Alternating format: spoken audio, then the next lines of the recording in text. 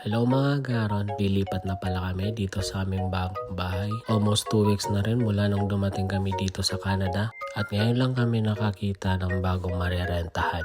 Wala kasing mga available na rerentahan dito ng mga bahay. Yung mga available lang dito is mga apartment. Mukhang hindi kami kakasya sa isang apartment lang. So naghanap talaga kami ng isang bahay na marerentahan. At sa wakas, sa almost 2 weeks na paghahanap, nakahanap na rin kami ng bahay na malilipatan dito sa Canada. Tara guys, itutour namin kayo.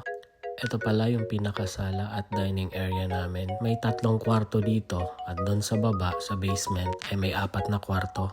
Ito pala yung kusina namin. Aesthetic ang dating.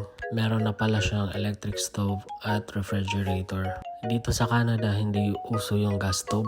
Lahat ng gamit dito naka-electric. At ito pala yung pinaka-backyard namin. Medyo mahaba pa yung damo dyan. Pero magre-request kami sa may-ari na paputulan yung damo para dyan na lang maglalaro yung mga bata. Dito naman tayo sa basement. So makikita nyo malaki rin yung basement namin. Makikita nyo may mga konting gamit na pala kami dyan. Pero hiningi lang namin yan doon sa Pentecostal Church.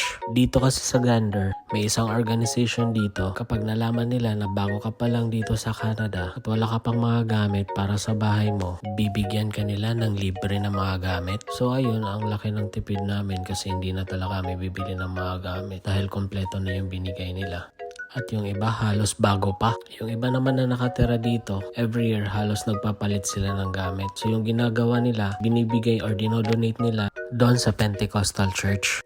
At mamaya pala, darating na yung ibang mga gamit namin, i-deliver nila. Ito pala yung CR nila dito sa basement. Ang ganda ng shower area. At ito pala yung unang room dito sa basement. Medyo malaki na rin. Kama na lang at cabinet yung kulang. At ito naman yung pangalawang kwarto. Ito yung pinakamalaki na kwarto dito sa basement. Yung titira pala dito, pinsan ng asawa ko. Bale, 3 kaming pamilya na titira dito sa bahay. Malaki kasi yung bahay at medyo malaki rin ang upa. Kaya hati-hati na lang kami. At ito pala yung mga kwarto sa taas.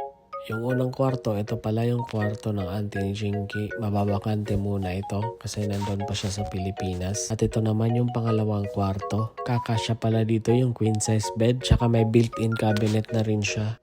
At ito naman yung magiging kwarto namin dito. Kasyang-kasya kami dito, pati yung mga anak ko. Na-excite na talaga kaming tumira dito.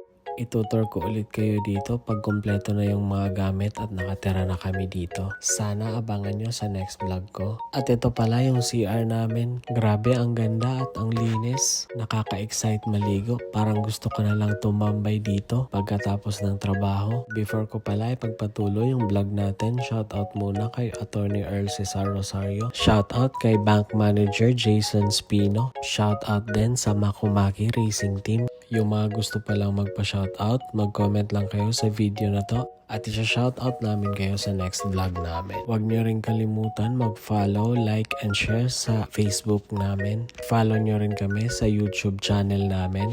At meron din kaming TikTok account. Paki-follow, like, share na lang mga agaron. At dumating na nga yung mga gamit na donation galing sa Pentecostal Church. Abangan nyo sa next vlog namin. Itutur ko ulit kayo pag makalipat na kami.